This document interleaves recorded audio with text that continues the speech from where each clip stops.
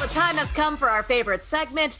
If you like that, watch this. And we actually have a joint pick this week, the first time we've ever done this. I know, and that's why I'm really excited right now. So if you like knowing more about yourself and you kind of want a heads up as to what's coming up for the rest of 2020, because this year's been a bit of a mess, we are saying that you should check out Your Daily Horoscope, which is a series on Quibi. You can watch it every single day. Yeah, and they have 12 episodes a day, one for like each horoscope. And if you're one of those people like me, I'm a Leo. Of course I act like a Leo, but I don't really know much about astrology and the zodiac and all of that. So it's kind of this interesting look at like how your zodiac sign would behave in certain situations. Yeah, it's an animated show, which is crazy, but there is a lot of truth behind it. And that is because there's a professional astrologist who is actually writing out everything that these characters would be going through in these daily interactions. And Ash and I actually had the pleasure of catching up with her earlier today for a little interview and reading, and it blew our minds. Aliza Kelly is the astrologer from Your Daily Horoscope on Quibi, and she joins us now to talk about the show and more. Thank you so much for joining us. Thank you so much for having me. I'm so excited to be here with you guys. Also, I have to tell you guys that your charts are extremely compatible, and then my charts with you are also extremely compatible. We were all born within 1 month of each other. Wow. This is a surprise to me. So this show on Quibi, it's interesting because it's an animated show. I think they drop 12 episodes a day. So what exactly is your involvement in the show?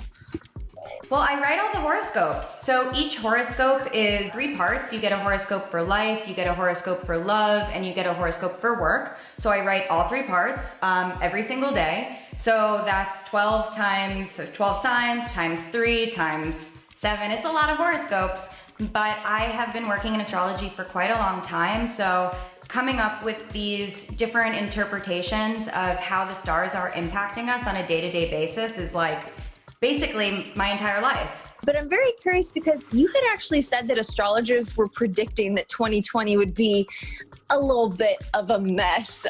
Can you speak to that a little bit? I mean, I guess generally speaking, for most astrologers, we always are trying to figure out how to discuss important upcoming events without trying to freak people out.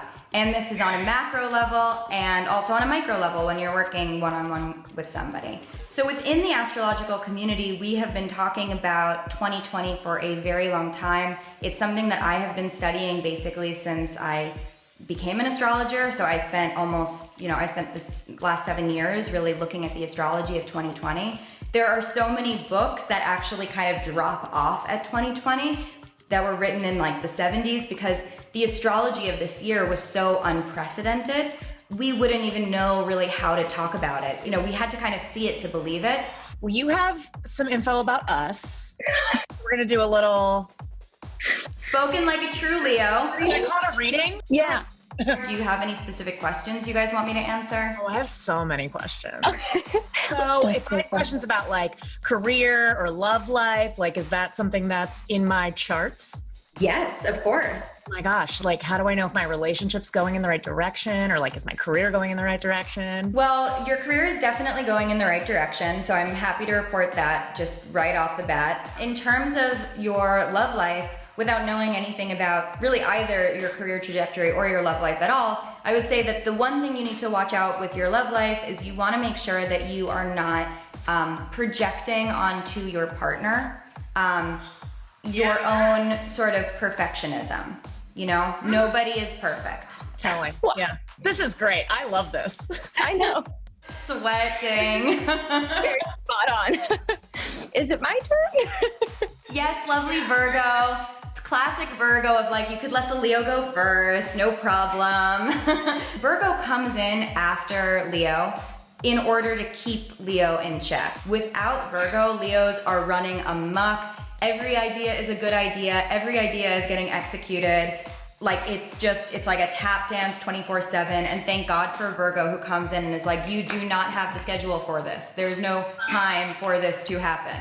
So we need you, Virgo, to like rein everyone in.